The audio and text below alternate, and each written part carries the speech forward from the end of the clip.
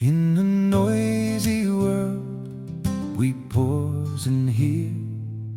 A wiser path is becoming clear. Peaceful voices.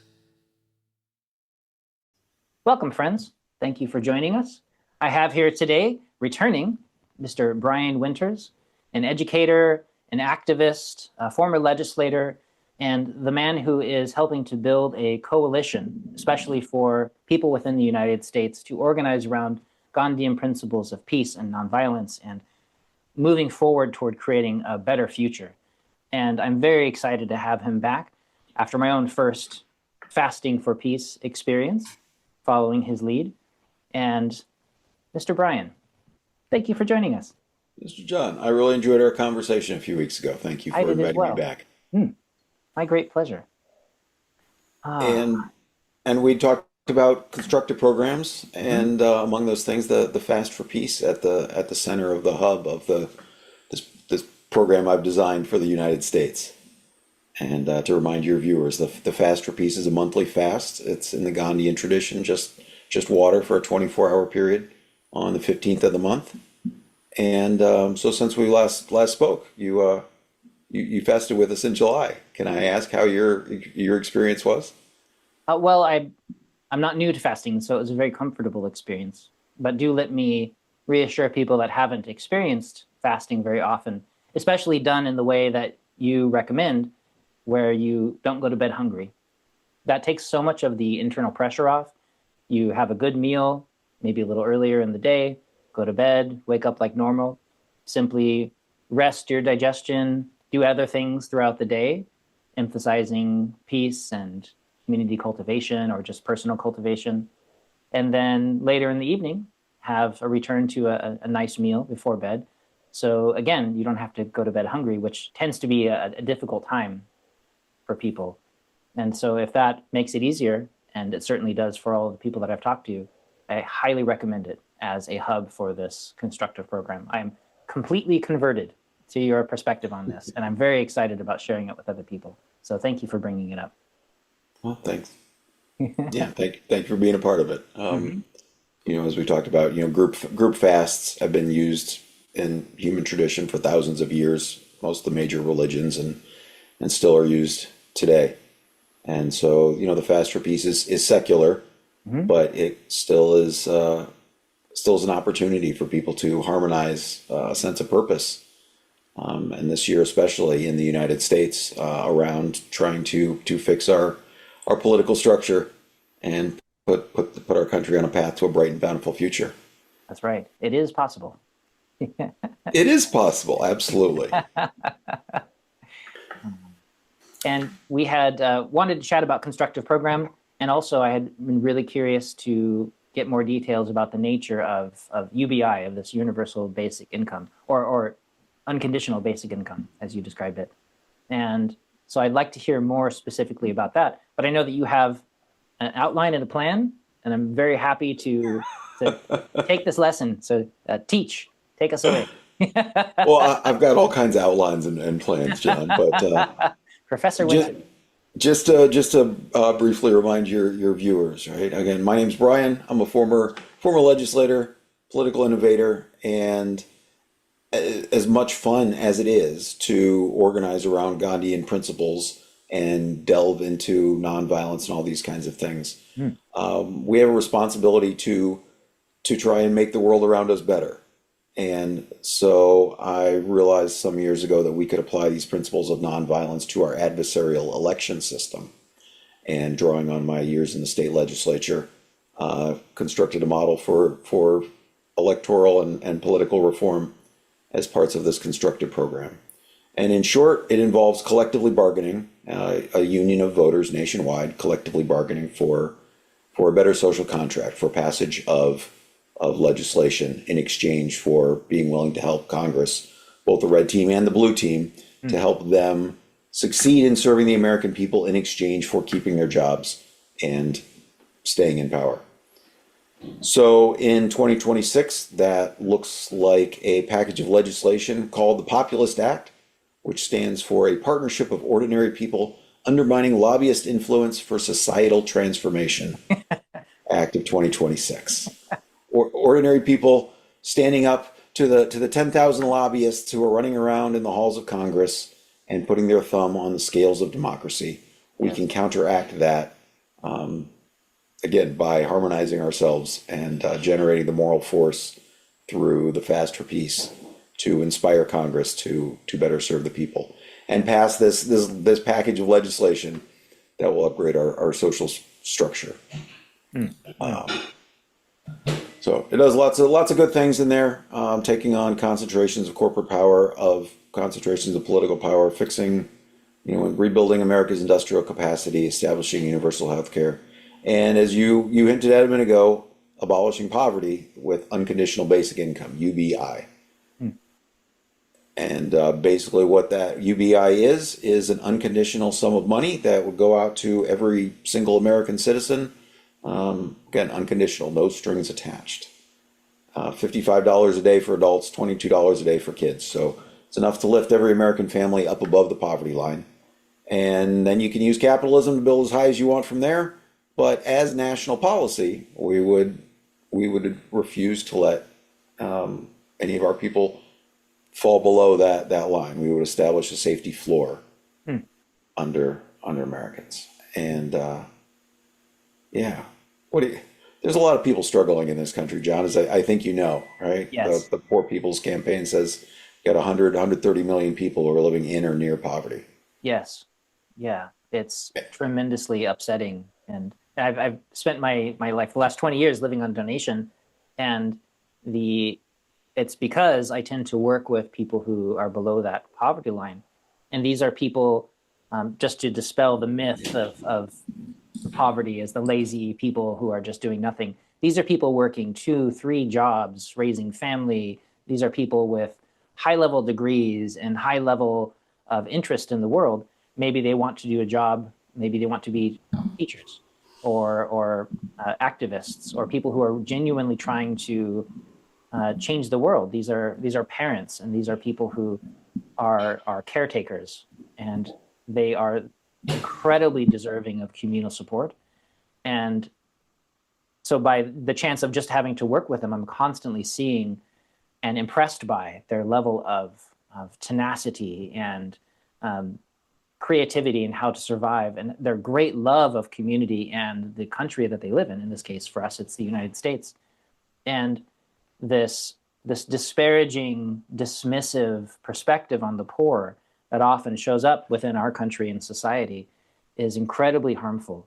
And so as quickly as we can dispel that myth as possible, the better, because I hear so many voices in the background saying, "Why you want to give money to these lazy people?"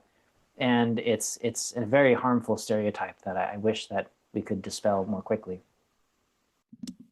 And John, I do want to get into the mechanics and everything about UBI, but just on what you said, let me ask you, how much of that do you think is because where people recognize that something is wrong, right? They recognize that people are struggling. And so it's easier to frame it as a moral problem, right? Obviously something is wrong with those people and that's why they're struggling. It couldn't possibly be society itself. And that moral criticism of people for having the audacity to be in poverty, Yes. that is sort of a self-defense mechanism, right?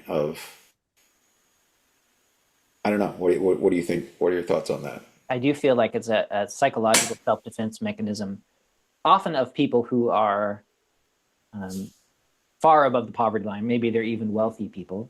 And these are often, of course, the people that have influence within society to make these changes, or they have the wealth that should be trickling down or being shared out with the rest of the community, because the pie is only so big.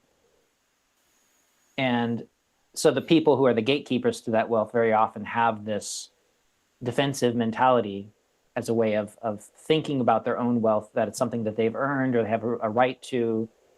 We have the prosperity doctrine in some religions where, and in actually many religions, where if you are born wealthy, it's because you are more deserving, because of divine right, or because you're a better person, you work harder somehow. And therefore, people that are poor, it's their own fault. And I do feel like there's that defensive quality, like you mentioned, because that's a pretty easily assailable tower of thought. And rather than feeling like maybe they're selfish or greedy, which still somewhat in our culture we're willing to define as not a great thing. Instead, we just don't think about it and decide that everybody else is deserving of that fate that they're in. But also I've seen, and it's quite amazing, how often people who are below the poverty line themselves really have strong feelings about other poor people and, of course, their own state, and somehow blaming themselves, even though they do themselves work 80-hour weeks and this kind of thing. Or like you today, living on an hour of sleep in order to get something done that they care about. And so I do feel like there is a strange psychological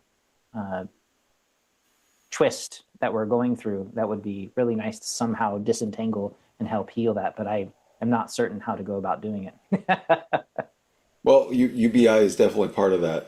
I was reading a book recently called Chains of Command about the franchise economy. And, I don't know, there are numerous franchises around the country that I'm just going to say, like, set people up to fail. It's an extraction scheme, right? Sign on the dotted line. We promise we're going to help you have a business. And then, oh, by the way, there's this fee and that fee. And it just sucks the wealth out of people who are sincere and trying to work hard and trying to make their business succeed. They've just been set up to fail. And we can look at that. We should be able to look at that and be like, okay, well, it's clearly that system is structured badly. It is not structured in a way to help people succeed. Yes. It's set up in a way that pushes people towards failure. Not that it's impossible to succeed. It's just that the odds are tilted against them. And once we acknowledge that systems can be set up that way, we have to turn that gaze towards American society as a whole. And it's not impossible to get out of poverty, but the odds are against it, right? Things are structured against it in many, many cases. And you talk about the families who are working multiple jobs to try and make ends meet. And it doesn't have to be that way. Again, we can fix this. But, that causes many other ripple effects to all that, right? Is that, when dad's out working a second job at night, it means he's not home reading stories to his kids before bed, right? If mom's been working all day long while the kids are at school and she comes home, she's tired. She doesn't, it's rather than cooking a meal, she's been working all day, and so you get pizza or junk food or whatever for dinner. That's right. And then there's all these other consequences to structuring things this way. Again, none of which is to say it's impossible for someone to to do these things. It's just we make things unnecessarily difficult. That's right. And so UBI would establish, again, a safety floor under everyone, an economic floor for people to build on.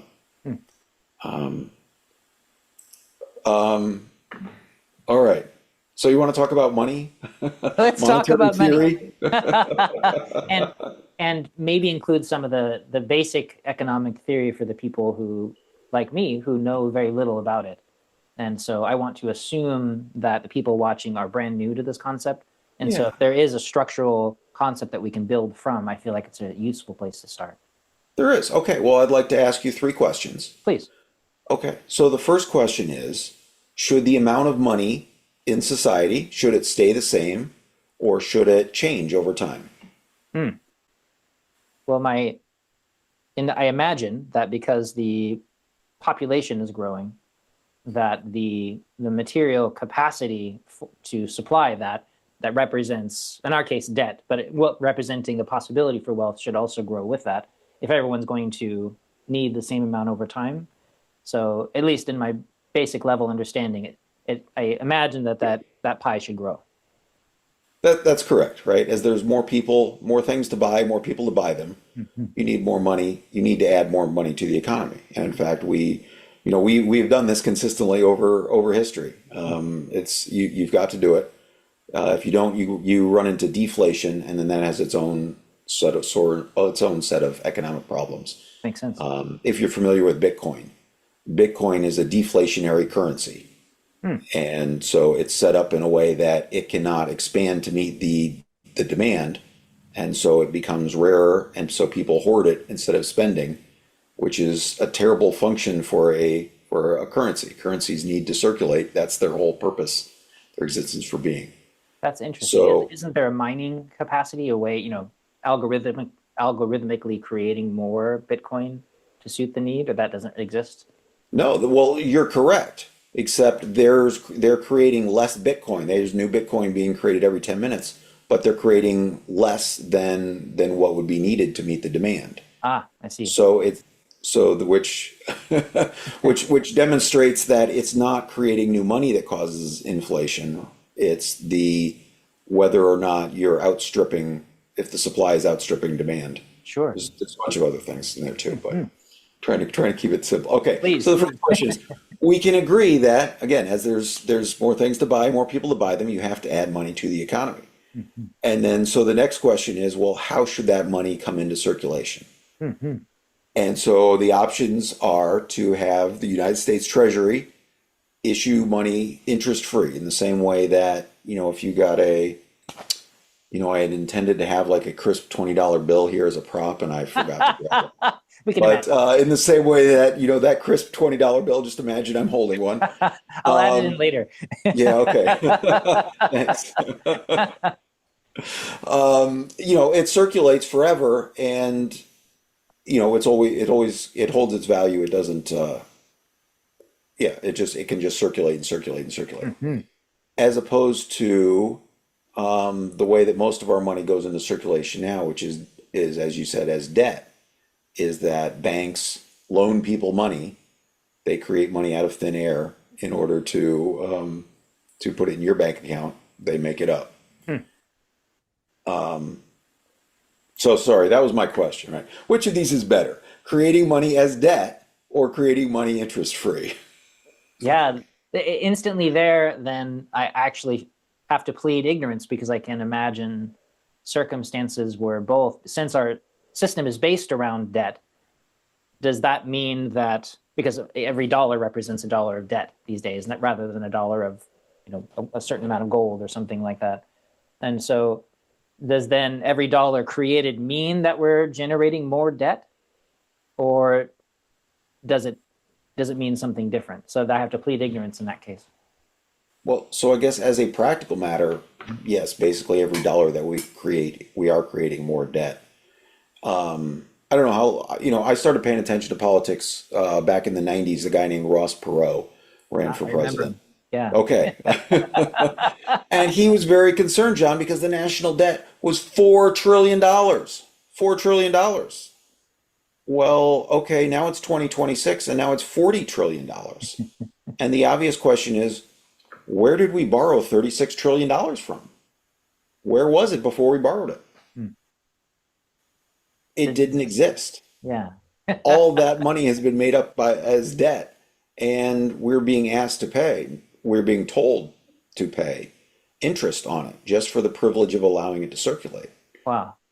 And so, again, well, imagine I had a crisp $10 bill now.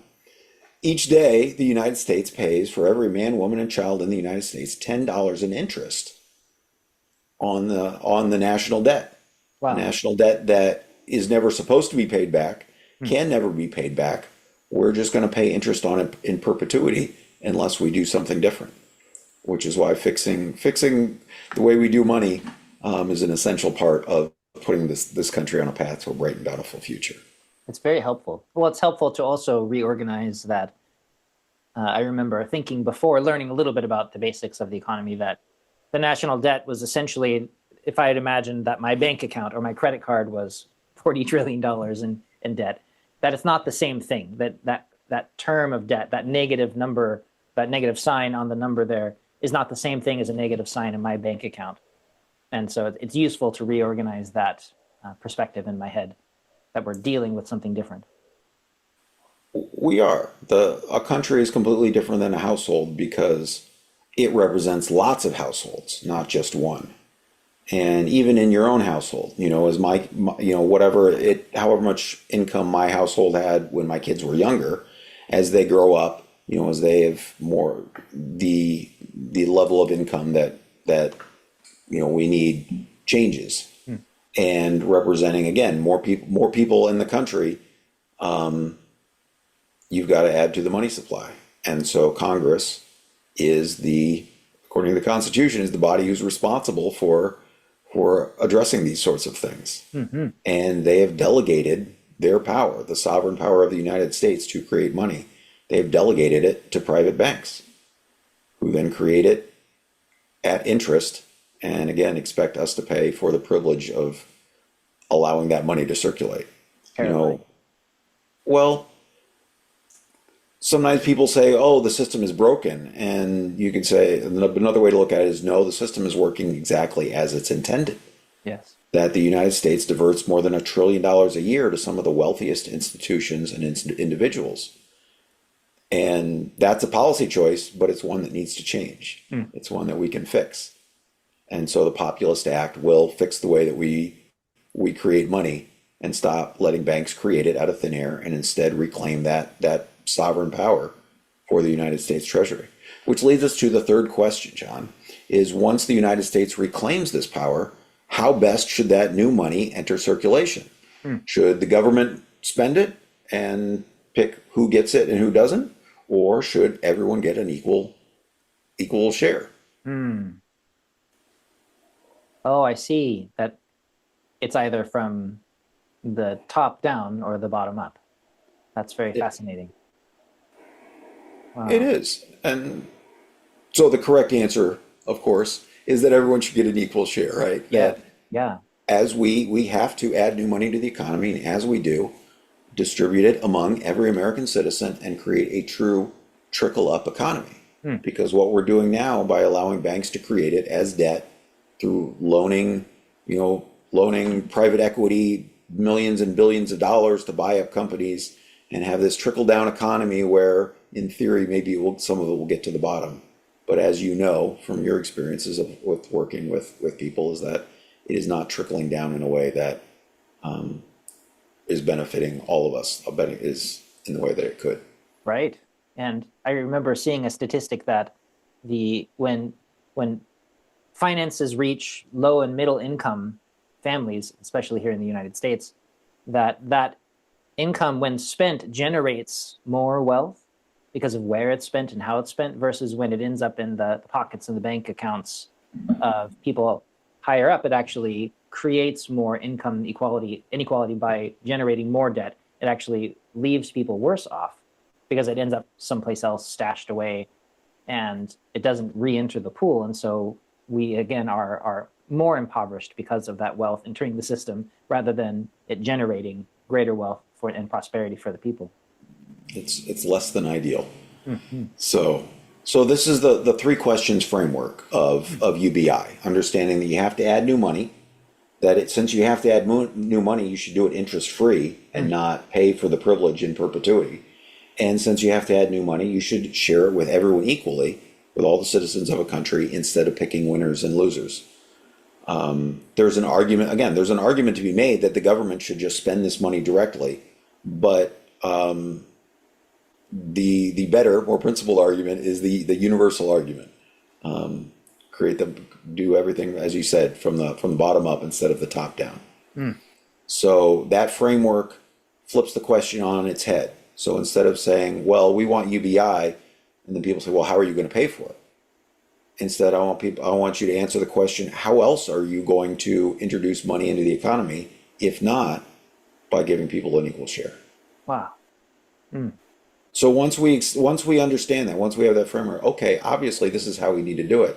Now we can talk more about the details of, okay, once we have this mechanism for sharing the wealth of the country with everyone, how can we use that in a way that, again, that benefits all of us? How can we best use this tool? And it turns out that there are lots of I'm going to say, amazing things that you can do with this tool. Yes. Right, to address societal problems. Pollution is one of them. Right? Pollution is a harm that affects all of us in the environment. And people sometimes propose carbon taxes and things like that. But in isolation, the impact of those falls hardest on, the people at the bottom of the economic ladder. However, when you combine them with UBI, then these taxes that were regressive are now progressive, because you can essentially figure out, all right, we're gonna have $330 million worth of pollution that we're gonna cause, and we're gonna give everyone $1 credit toward paying the pollution bill. And so the vast majority of people will pollute less than average and come out ahead. And the people who are flying around on private jets, doing those kinds of things will pay more than average. And so you create an economic incentive for people to pollute less. So you can, So with UBI, by coupling with taxes, you can influence the economy in a way that helps people thrive and helps people, have a solid foundation for success. That's so important. So I hear, and I am in complete agreement with you, but for the people that are watching that raise their hand and they have objections, since we don't have someone here to speak for them, can you steel man the argument that they may have about the top-down way of bringing more money into the system? What would they say is the reason for, giving it to the wealthy people, or giving it to corporations, or the government investing it directly? Obviously, John, the reason that they're wealthy is because they're so much smarter than the rest of us. So if we give them money first, they will make better decisions about how to spend it than, the average person could. And so it's in all of our best interest if we just give more money to the wealthy so they can make the wise decisions. Do you find that persuasive? I do not. Not at all. I have literally heard a friend recently say that to me, though, and I was quite shocked. I didn't know people actually thought that way. And he's another person that I know from the monastery. So these are not, fiscally dynamic individuals. But to imagine that the people that are wealthy, they're wealthy because, again, they're geniuses, and we really should let them handle it, to me signifies a really great success in their propaganda machine. They've done a very good job convincing poor people that they're poor because they're not as smart as other people. Yeah, sometimes I think about it in the context of slavery in this country, right? Of persuading people, well, some of you, you just need to be enslaved because you're not good enough to be the decision makers and the leaders, and you shouldn't be free. You're just not, yeah. And so that you can sort of see a parallel in the propaganda around poverty. Yes.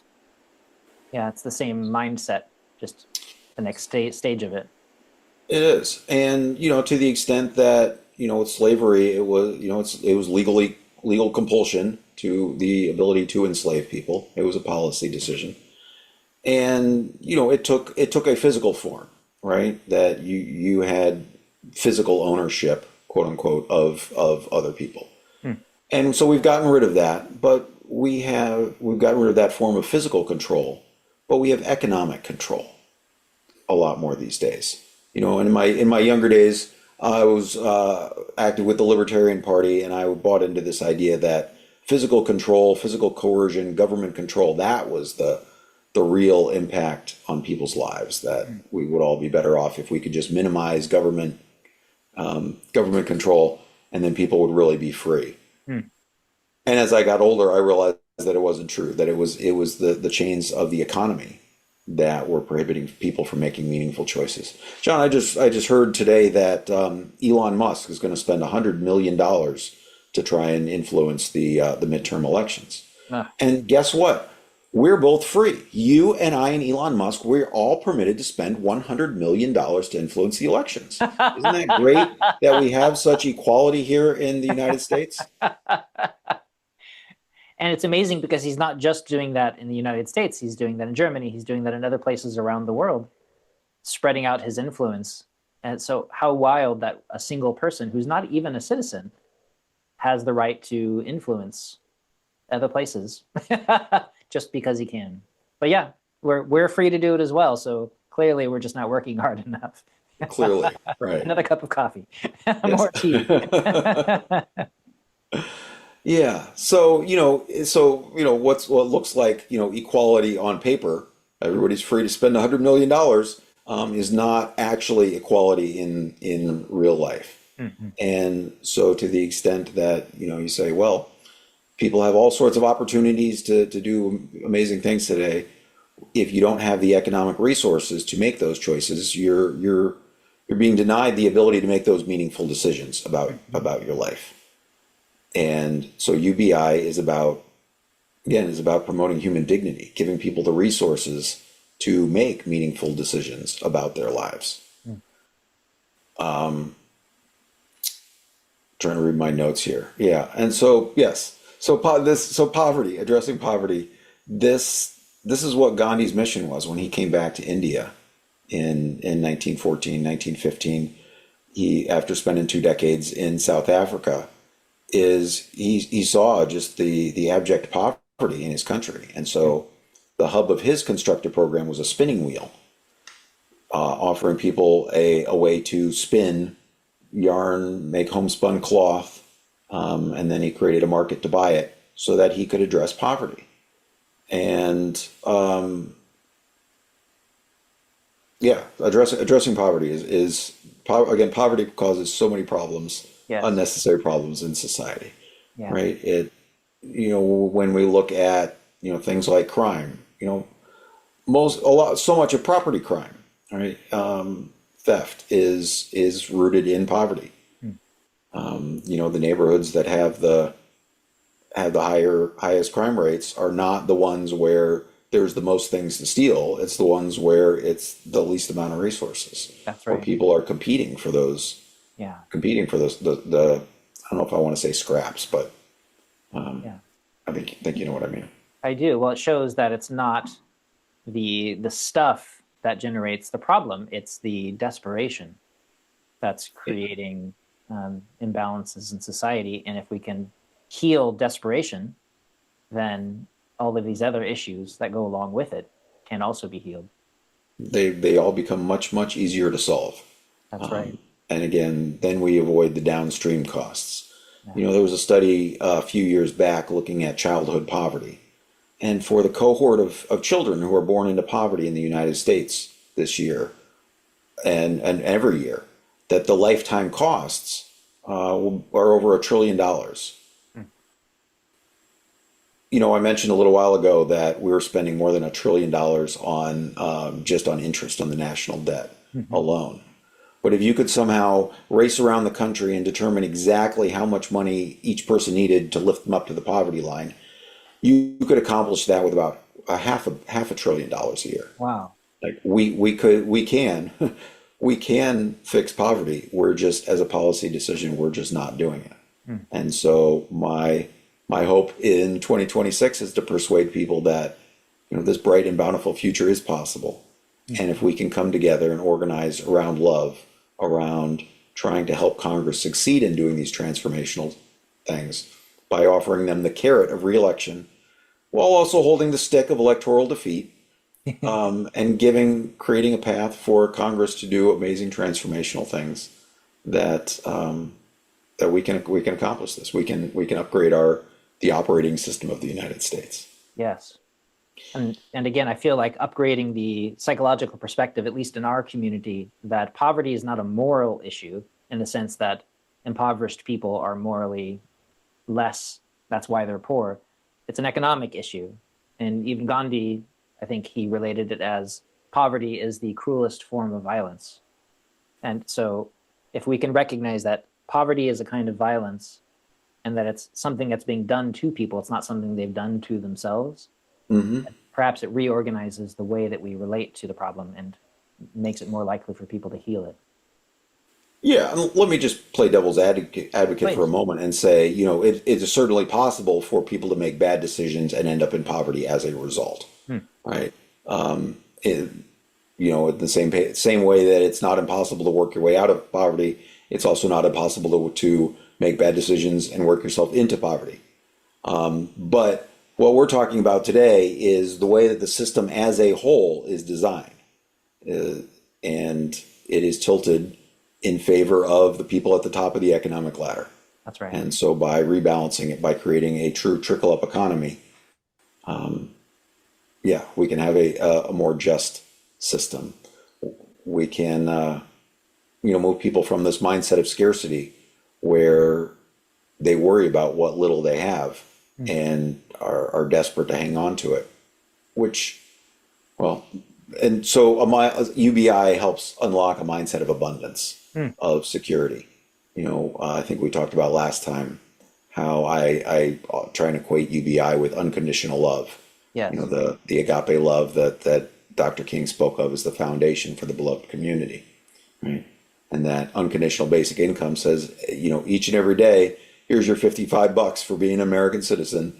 You got enough to eat, and then even if you make bad decisions with it, that's okay. We still love you. And tomorrow you get another opportunity. Yeah. And yeah. I love that term, trickle up economy. Yeah. The William Jennings Bryan, who in 1896 ran for president as he got the Democratic nomination, and then he also got endorsed by the Populists, the People's Party. And so one of the things that he said during his campaign is that if you legislate in a way that makes the masses prosperous, that that wealth will trickle up to all the classes that rest upon them. And we can, and so when we institute UBI, people are still going to be spending money on Amazon. It's still going to end up in Jeff Bezos's pockets, right? Elon Musk is still going to be making money as people buy, electric cars and whatever else he's selling. I lose track these days of all the businesses he has going on, right? Money is still going to trickle up, but because it's at the bottom, it's going to lift everybody with it. And just unlock so much of that wasted potential that this country has. Yes. Yeah.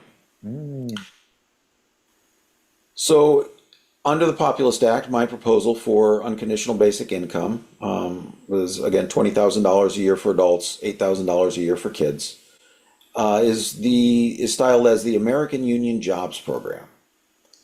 And this is to emphasize that although the money itself does not have conditions, we as Americans, we have responsibilities, we have duties. And our job that we're getting paid for is to be better Americans. Now, we're independent contractors. Again, this is unconditional. If you're an independent contractor, if you turn out to be a horrible American for the day, that's okay. You can't get fired. You're still on Team America.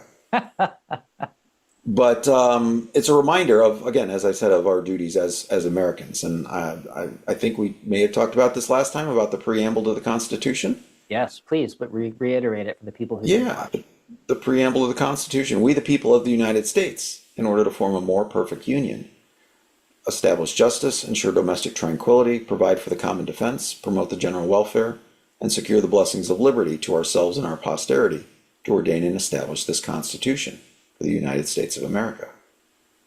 And probably most of your viewers learned that, if they're in the United States, learned that back in grade school. And I did too, and I didn't like really pay it a whole lot of attention until a few years ago, when I was thinking more about this question of duty, and realized that the preamble of the Constitution, it enumerates 5 duties. That it's a mission, it's the mission statement for the United States, our responsibilities both individually and collectively. And so the American Union Jobs Program is reminding us, these are your responsibilities, these are your duties, go out and be a better American, however you see fit. That, well, the money, so again, the money, no technical strings, but sort of a philosophical string attached to it.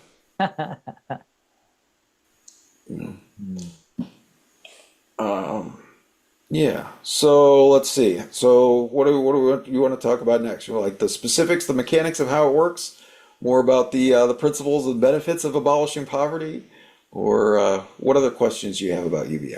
Well, perhaps we can step back, and again, for the people who might not have watched the first interview with you, although people should go watch that. Yes. But You had talked a little bit about the attempts to bring it about in our own United States history as well. We came very close at least a couple of times. I hadn't heard of it until Andrew Young was running for president in the United States here, and it blew my mind that it was a possibility at all. And then I began to learn about other places in the world that have either implemented it in small spaces or have talked about doing it. And I'm just curious about within the historical context where we are in that struggle to create this very humane basis for life. Alaska actually has a UBI that they have every citizen, from every citizen unconditionally gets an oil dividend check in the state of Alaska each year, and they've been doing this since the 1980s, and it's incredibly popular. That again, it draws a circle around everybody. It says everyone's included unconditionally as long as you're a resident of Alaska, and it brings people together. It also pays, a social dividend that you can see in the statistics of birth cohorts of children, is that children who are born at the time of year where their family gets that check when they're younger versus when they're a toddler, that those children are less likely to be obese growing up. That there's societal benefits to making sure that parents have money to take care of their kids. And one of the things that UBI, that basic income pilots find consistently as they're performed all across the world, is that parents always spend more money on their kids. That's again, not to say that this happens 100% of the time in every single household, but as a very safe, very general rule, that's just an essential part of the human experience. Is that parents want to do more for their kids when they can. Yes, especially when they're not in a state of desperation. Right. It applies across the income scale.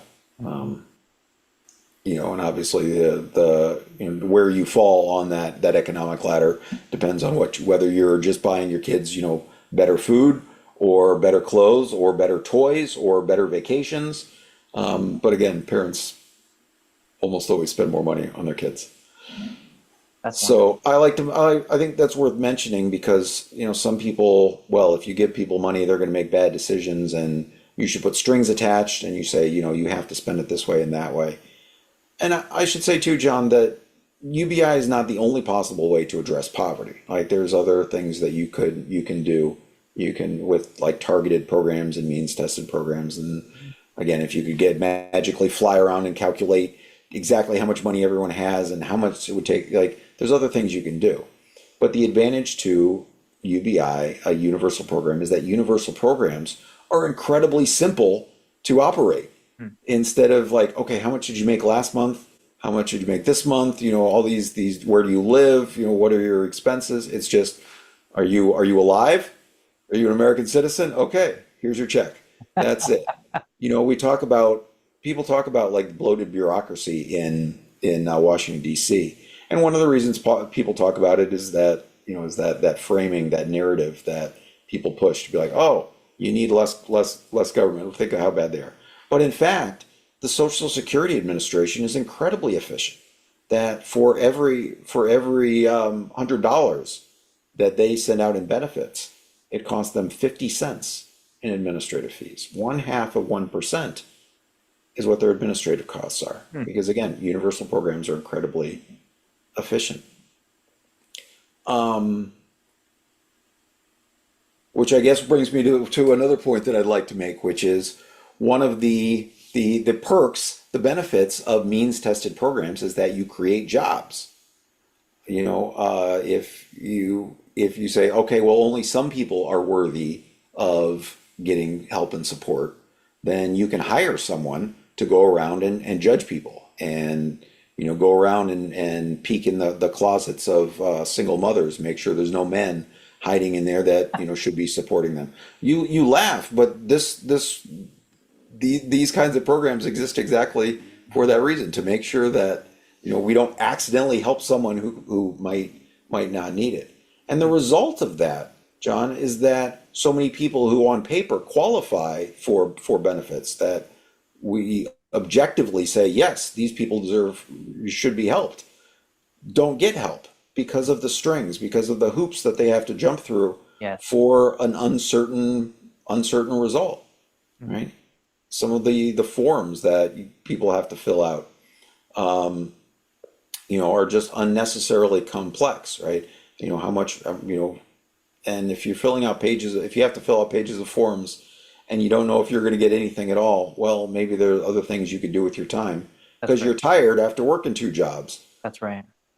And so again, things could be structured in a way to better help people succeed instead Poverty purity testing. That's terrifying. Well, I like that phrase. Is that original to you, or? I just made it up just now. Very nice. I loan it to you. And I have known, of course, again, a lot of people who they'll come to my clinic and I'm working with them and they're on something like food stamps or another government aid program where they're in a terrified space because they've been working hard. Maybe they're about to get a small raise at work or something. But that small raise, because of their hard work, is going to put them over that red line that now means they're going to lose all government assistance. Yeah. Which means they would lose the place they're living. Their kids would be in a hardship. And so this whole image of them trying to crawl their way out incrementally using that ladder of bootstrapping that we talk about becomes the inhibition, becomes the thing that makes it impossible for them to crawl out of that poverty space. And so having this unconditional quality to the income seems so incredibly important to me because it doesn't then put that ceiling on their capacity to crawl out of poverty. You're absolutely right. Why, when your condition, when the condition for getting help is that you stay poor, that's a terrible incentive structure. Whereas with unconditional basic income, you are always better off financially with more work.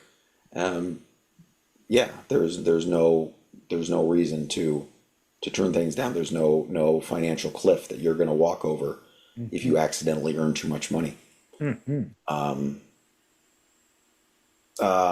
remember who wrote it. There's a book called Made about a working single mother in the Northwest U.S., your neck of the woods. And, she talks in it about how, she got assistance for the daycare program that she needed in order to, be able to go out and work. She needed daycare for her young daughter.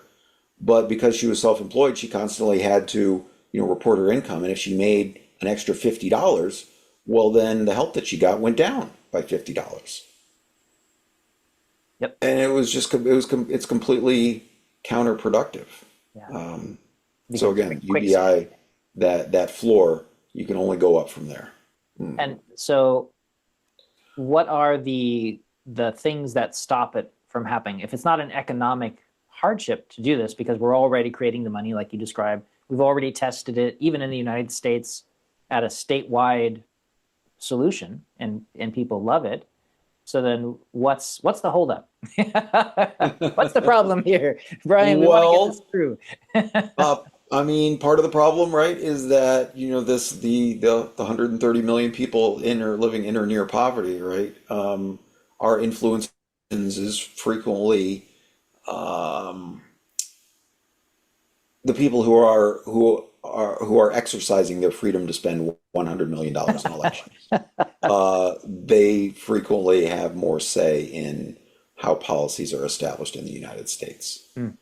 And the solution to that is to vote smarter, is to organize and to unionize and to collectively bargain together, to recognize that we can accomplish a lot more working together than we can, voting separately, voting our own interests. Yes. That when we look out for the group as a whole, that we can change things together.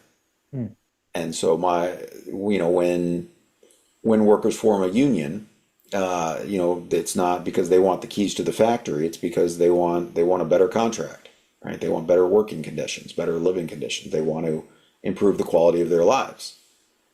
And when a union negotiates, right, you got to write down exactly what that contract says. And then they all vote on yes, whether we want this up or down.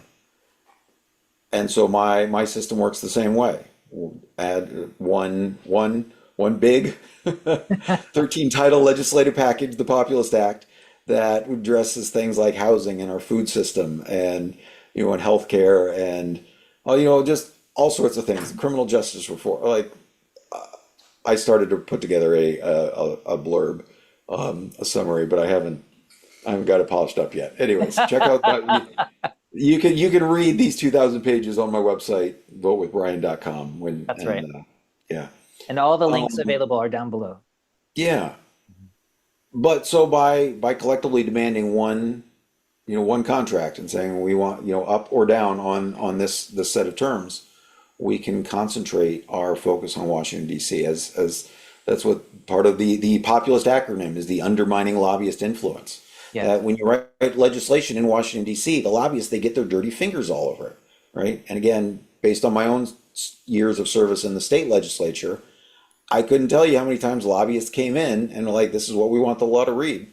And they would get their way, your rubber stamped. And you could see it in the, we need this provision changed in the bill. Okay. Well, for the people who haven't taken a civics course recently, do you mind reminding people what a lobbyist is, what their job is? I don't mind, but I also want to acknowledge that lobbying isn't inherently evil. Okay. That it is, because all right, lobbying is a tool, right, of trying to concentrate influence in Washington or in any legislature, to try and focus lawmakers' attention on one specific area. And and it gets its name. I forget the name of the hotel in Washington, D.C., but when members of Congress were in town on business, they would stay at that hotel. So these people would hang out in the lobby of that hotel. So as soon as they came in, they could grab them. Hey, have you heard about this issue or that issue? And here's how I'd like you to vote on these things. And so sometimes people say, we need to ban lobbying, but there are good organizations that lobby too. That lobby for things like criminal justice reform. That unfortunately those things don't pay as well in general as lobbying for tax incentives for fossil fuel companies. Yes. or things like that. So yeah, I apologize, I wandered off on a tangent there, John. What was the question? Well, I wanted people to What is a lobbyist? What is a lobbyist? Because we're using it's not particularly wonky terminology, but again, for people who are maybe English is their second language, or they just don't remember their civics classes in school, I just want to make sure that we're not losing anybody along the way.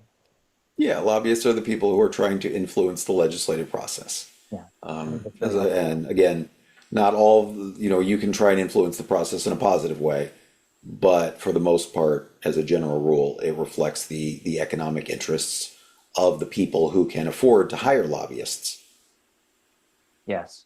Well, and Yeah. I've had the chance through my peace work and over the years, even in the monastery, just in the last several years, somebody visited the monastery and I was chatting with them and they said, oh, I used to work in Washington, D.C., and we worked for an environmental organization group trying to essentially to clean up the oceans and to prevent the destruction of the habitat in the ocean.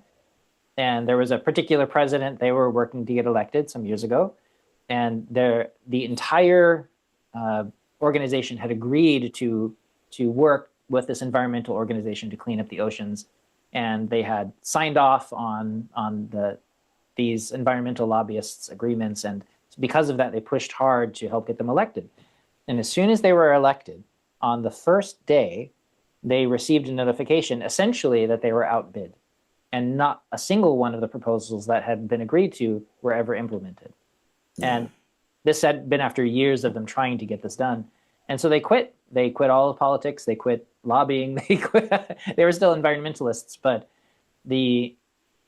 I keep hearing stories like that. And so people become disenchanted with the process of trying to help because they're constantly outbid. it's understandable. It totally is. And your story sort of illustrates one of the problems that we have with the our system of government, which is the idea of representative democracy, which is elect me to represent you, and then after the fact, you're going to have to trust me to make good decisions on your behalf. Whereas my model flips that around and says, here's what we want you to accomplish in order to keep your job. And by giving Congress a hard and fast deadline, deliver before the election, we have our own metric for keeping them accountable. You know, partisan politics, I don't think we've talked about that, but partisan politics is a real divisive issue in our country today because people get invested in the red team and the blue team. That's right. And you know, the story that you share, right? I don't know whether they were supporting the red team or the blue team, but people who care about policy generally have to invest in one of those two teams to try and advance their agenda. Mm-hmm. And that just, you know, exacerbates the tribal nature of our politics. Right. And instead, you should remember, we're all on Team America. That red team and blue team alike, we all love the United States, even if we have, you know, different ways of showing it and different policies that we support. At its core, we love the United States. Mm-hmm. And that's that spirit that we need to, you know, rekindle and focus on the things that we have in common. And the preamble to the Constitution is one of those things. It's our shared political ancestor across all political parties. Yeah, we can all agree that is a beautiful thing. And if we can agree on that, then the corollary of that is the next step. How do we help each other as Americans, not as this party or that party? And so my answer is, again, a separate process, writing good, clean legislation outside of the swamp of Washington, where the lobbyists can't get their dirty fingers on it, and then delivering it to Congress and saying, this is the deal. We want to help you keep your jobs, but you got to get this done before the election. Mm-hmm. And that, you know, that flips the model around, right? No credit or promises from incumbents. They are, again, if you go back to the labor union analogy, their management, they already have the ability to change the contract, to change the living conditions for all of us. The only question is, can we incentivize them to do it? Yes. And we can, but we have to break free of the chains of the red team and the blue team. Mm-hmm. Because that artificial division keeps us from working together. It does. Well, and it's easy to get lost in the terminology and the largeness of the problem. And actually, before I hit the record button on this, you and I were chatting, and I was talking about my experience with the Fast for Peace. And for the people who haven't yet joined, you definitely should. It's a wonderful way to organize. And one of the things that Brian does is he will send out a survey, and we talk about our experiences afterward. And in this recent one, he was asking about, you know, our thoughts about specific issues that are going on and how we should handle things as a way to understand what people are thinking about these issues. And as I was going through this long and detailed form that he shared with us, I recognized that so many of these issues, I have general opinions about the nature of peace and how I want people to be treated. I did not feel like I knew enough about the specific situations to actually have an opinion. I'm one of the people that I'm happy to say, I don't know, let me think about that, rather than having a gut reaction to it.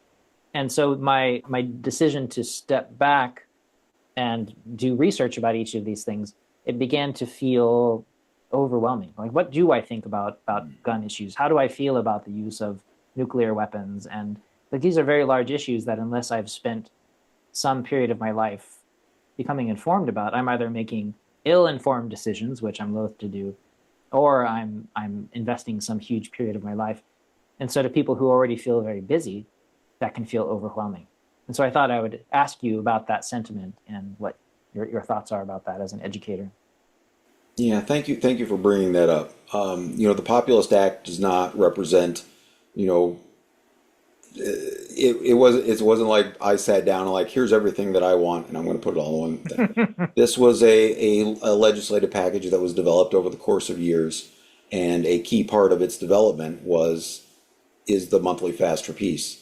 and people having the opportunity to weigh in on various issues, to suggest topics of concern, areas of concern, as well as solutions. And and just for the record, there's 5 questions on July's survey, right? It wasn't like a final exam on No. or some complicated. But there are deep But questions. and they are, and part of that is you caught us at an interesting point in the project where it's polishing the details at the end versus so by necessity they're more specialized. Sure. But the way that it's set up it almost always is with approval voting, which is you can choose as many as you like. So instead of just pick one, this one thing represents how I feel in its entirety. Almost always you can say these are the things that are acceptable to me. And so by taking a large number of people and say, all right, this is what's acceptable to the most number of people, we could then guide the development of this package of policies. And so it was very helpful in the early years, especially trying to find consensus around the controversial topics. What could people agree on? So that's the mechanism. And ideally, my model for political reform would involve setting up a people's legislative assembly that does this on a larger scale on a regular basis, where you, John, could say, look, I don't really want to dig into the minutia of all these policies, which is a very understandable thing. I understand as a policy wonk, I represent a small percentage of the population, but somebody's got to do it. Somebody's got to get under the hood. We could have a whole other conversation about choice architecture. Oh, sure. Somebody's got to get under there and set the details. And sorry, I want to get off on another tangent, but I'm going to do this. But yes, because my model is based on, again, offering one set of legislative demands to Congress, and not saying here's the soundbite and we trust you to fill in the details later. It's having a very specific set of conditions, and so those details have to be figured out ahead of the time, right? A union can't negotiate and say, we all agree we want better working conditions, and management says okay, and then everybody goes back to work. When you go on strike, you say, we want these things, X, Y, and Z. Take it or leave it. This is the deal. And those details can't be nebulous. And so I'm very grateful to all the people over all the years who have taken part in this shared self-sacrifice of the Fast for Peace, and contributed to the development of the legislative package. It's beautiful. Yeah. A people's union genuinely coming together to make collective decisions and how to bargain together and how to pool their power to make a change. Again, the FAST has many aspects, but one of them is to help seize that moral high ground through that shared self-sacrifice. Again, I'm not advocating for UBI because I'm greedy and I want to sit around on my $55 a day, binge watching YouTube. I'm doing it because I love this country, and I know that there are better ways to do things. Yes. And so, yes, I sacrifice because I would see all that, the amount of wasted potential in our country come crashing down. And I want to see the quality of life improve for as many people as possible. I want to end poverty. We have the tools, we have the technology, we have the know-how. What we don't have is a great way, or what we haven't had is a good way to organize for that, to exercise that political power. And so the idea of a union of voters is to, again, collectively bargain for a better social contract. So. And this is a way to exercise power that is following these principles of peace and nonviolence, that we're joining our strength together, not to coerce or to force or to violently issue threats. Yes. There is sort of the threat of electoral consequences, the stick, Sure. But that's not supposed to be the motivator. Again, I recite the preamble a lot because it's about inspiring people to our shared values. These are our reminding people of what our mission statement is in the United States, and trying to create enough inspiration that Congress will be inspired to act as well. Even if they do it for the wrong reasons, John, even if they're only doing it to keep their jobs, it's more important that the right thing gets done than that's the most important thing. Is that the good policy comes about, even if it's done for less than pure reasons. That's right. When when Gandhi, led his campaigns and the British negotiated with him, it wasn't necessarily because they agreed with him. It was because they needed the civil disobedience to stop. And so even if their motivation wasn't, the improving the quality of life for the Indian people, they still did the right thing because they saw that it was in their best interest too. And that's finding our areas of common interest. That's right. Yeah. Mm-hmm. So just a couple of, we'll do some of the policy wonk technical details, right? Is how do we issue the UBI? And among the many problems that we face in this country is banks. Again, they have a vested interest in the status quo. In fact, the Federal Reserve pays banks almost $200 billion a year to keep money in reserve. And you might say, don't banks have to keep money in reserve? No, the Federal Reserve changes it so they actually don't have to, and then it pays them to do it. The system is incredibly stacked against the average person, right? Nobody's paying us to do something that we should be, anyways. All right, so the banking system has this whole complicated system where, John, if somebody likes your YouTube channel or you have a Patreon or something like that, and they want to send you $1, how much of that dollar would you actually get? It actually dropped again recently. Patreon's the way that I buy my groceries. And so, yeah, the percentage went down again recently because another corporation, Apple in this case, asked for a larger percentage. And so that continues to drop. So, but as a serious question, right? If I sent you $1 on Patreon, how much would you actually get? It's a good question. I'm not sure specifically.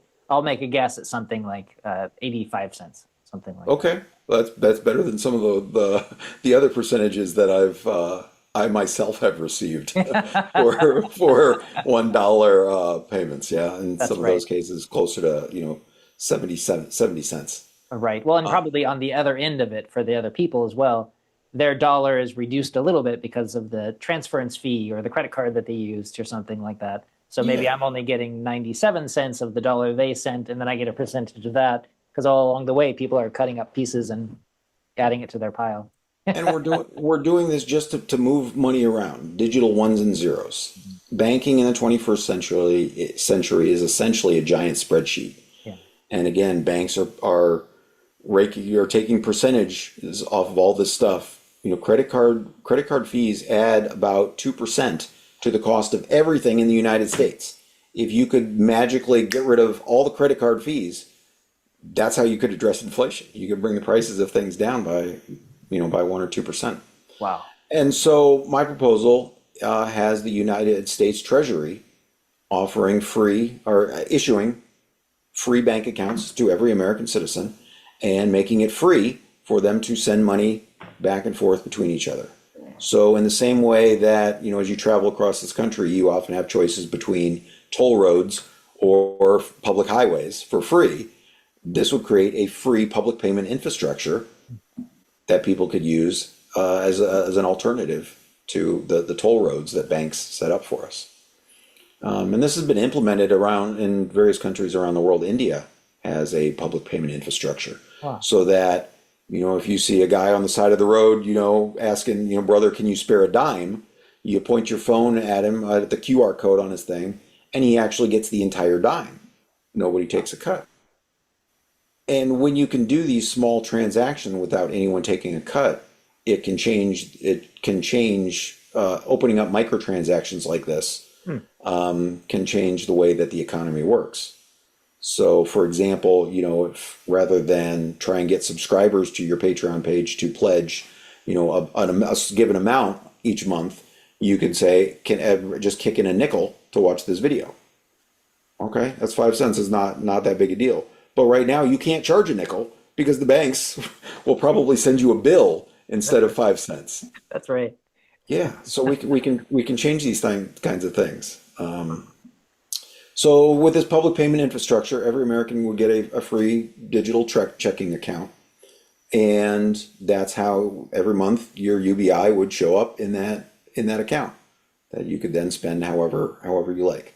And again, this would be money issued on the sovereign credit of the United States, issued interest free, and it would be able to continue to circulate without us paying, excessive, exorbitant amounts in interest just for the privilege of allowing it to exist.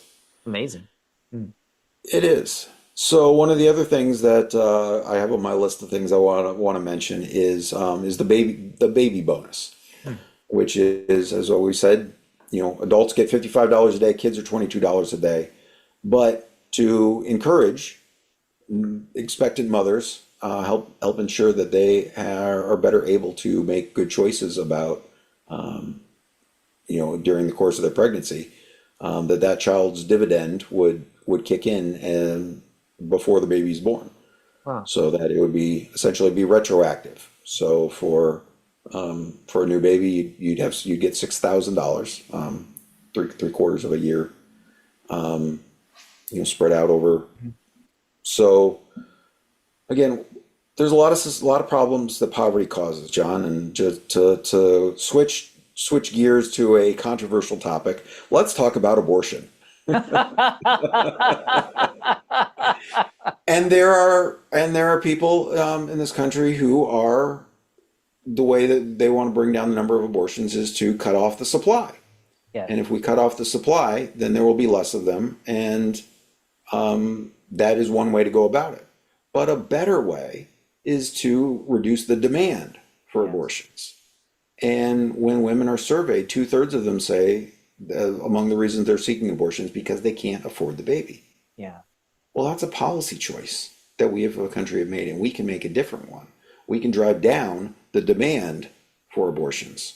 And I predict we will be much more successful at reducing the number, obviously in combination with a number of things in the Populist Act, like universal health care, and these sorts of things. Hmm. But by empowering people to make better decisions about their lives. People are concerned about guns, right? The number of gun deaths in this country. But the fact is, John, most gun deaths are suicides. Hmm.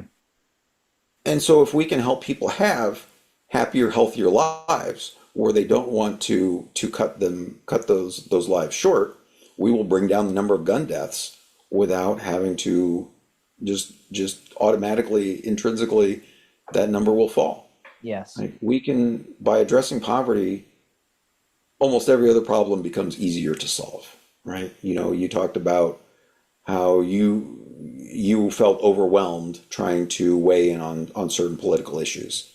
And that's very true for lots of people because they don't necessarily have the time to follow all of these things.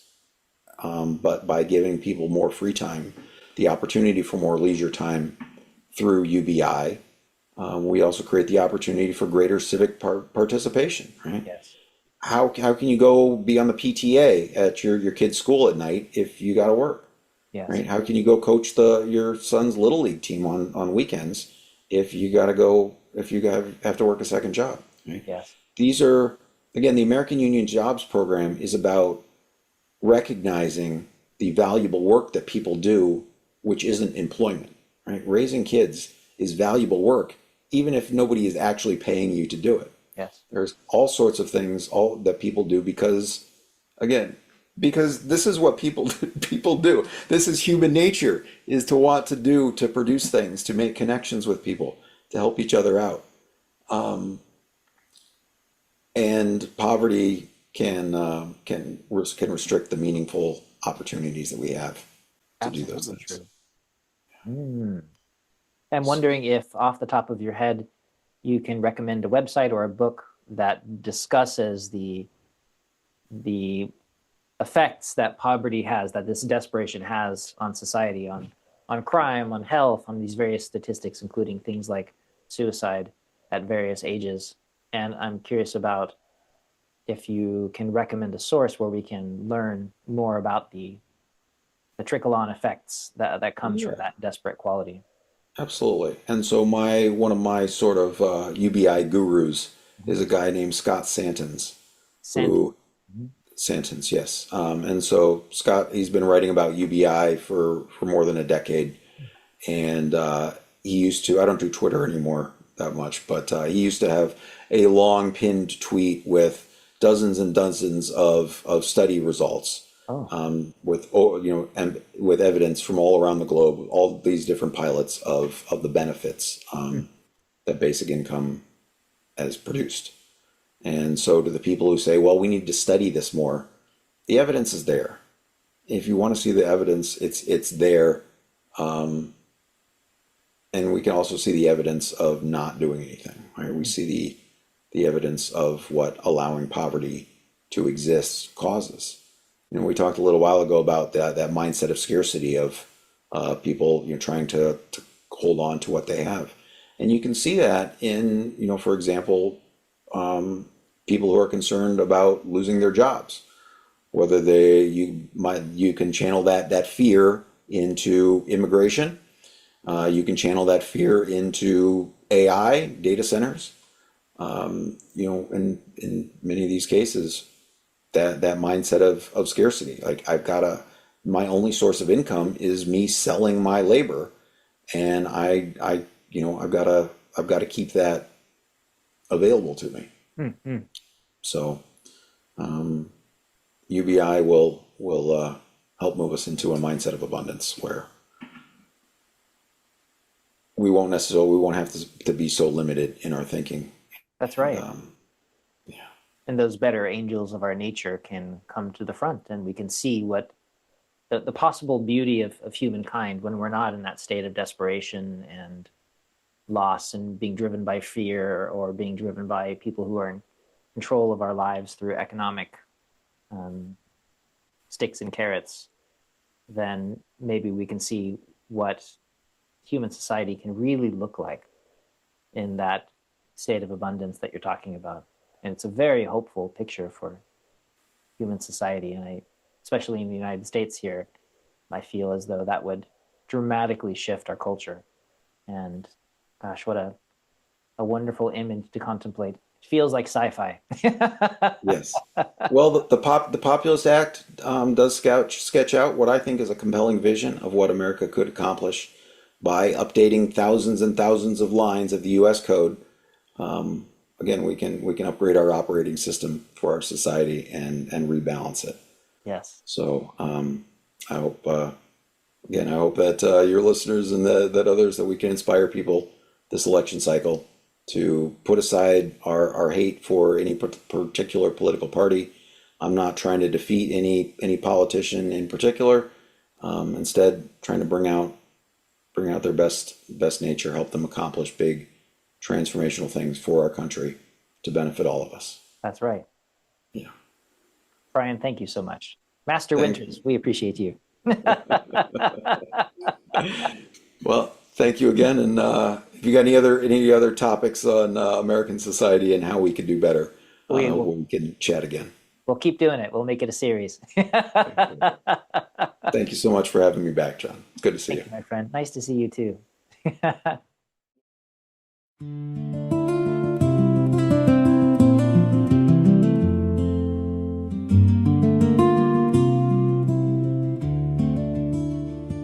What if enough were a promise we made, a floor beneath every life, room to breathe, a chance to create a little less worry and strife? Thanks to Brian Winters for joining us here, and thank you for hearing the call. With courage, compassion, and care, we can build a future with enough for us all.